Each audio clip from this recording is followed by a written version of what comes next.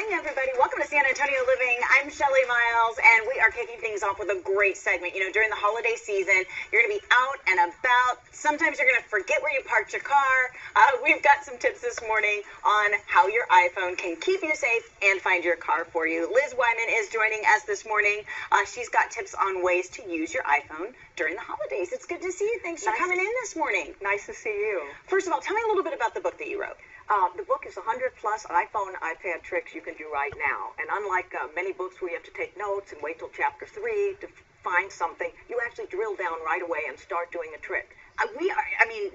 These tips are super important, and when I was reading through them earlier, I was like, oh my gosh, what a great idea. Like, basically, we're putting our iPhone to work so that it can help us throughout the holiday seasons. And I talked about, forgetting where I put my car. That happens to me all the time. I've learned to sometimes take a picture. You've got some more information to help us find our cars when we're out parking at the mall and such. It's extremely easy. For instance, all you have to really do is have a Bluetooth-enabled car for hands-free calling or Apple CarPlay.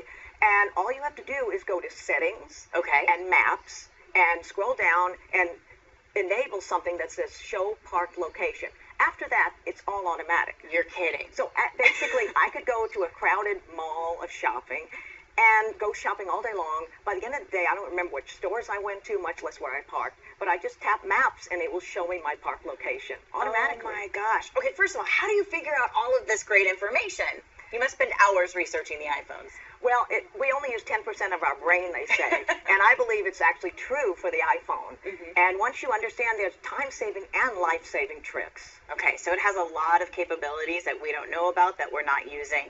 This one I do know about because my daughter accidentally did the emergency SOS on her phone. What is it and how does it work? Well, basically, if you hold down the side button, which is the off button, along with the volume button long enough, you will see that emergency SOS comes up, and you can tap that. But if you don't tap it, if you're actually disabled and can't do anything, just keep holding it down, and 911 will be sent out with your location.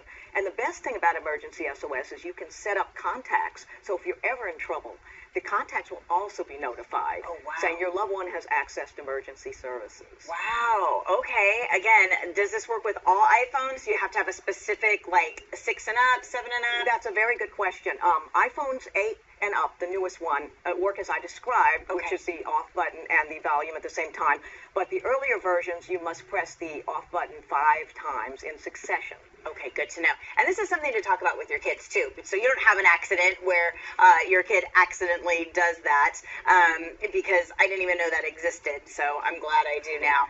Let's talk about using your iPhone for shopping. Are you even supposed to make purchases on your iPhone? What's the best way to do it? Well, first of all, there are many important tips to know. You should never connect to public Wi-Fi, because it's so much easier if you start shopping. How do you know if it's public? Does it say public? Well, you would actually go and say, let's say your doctor's office or a mall, and it says free Wi-Fi. If you don't have a password, then you're getting in a very bad situation.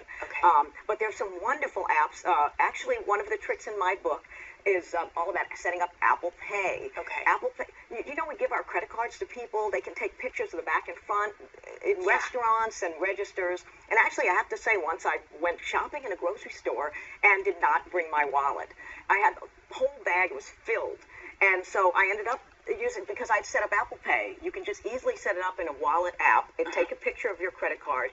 There's so many levels of encryption that you were so safe. And I just put it by the register and I was able to check out. Okay, again, I have kids and they're like, Apple Pay, Mom, you need to get it. And I'm like, I don't even know what you're talking about. So this is something that everyone should think about, because there are so many uses of the iPhone outside of calling and texting. And you kind of need to unlock the secrets, but I don't have the time or the brain for that. That's why your book comes in real handy. Anything else we should know about the iPhone? What's kind of maybe something that you discovered that you were like, oh my gosh, this is the greatest invention ever? Well, actually, this is an old trick that's been around a while, but it's really popular and people have forgotten about it.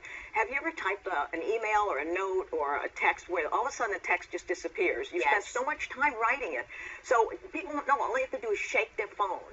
Simply shake their phone, and a message comes up saying undo. When you tap undo, the text comes back. You've saved yourself hours of aggravation.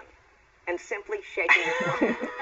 Mind blown. Oh my gosh, what a great book. I cannot wait to read it and unlock the secrets of my iPhone. There is a book launch party December 4th. It's at the Twig Bookshop. Liz will be there. We can meet you, say hi, get the book, and of course you can find out more when you go to iWorkshopAcademy.com. Thank you so much for coming in this morning.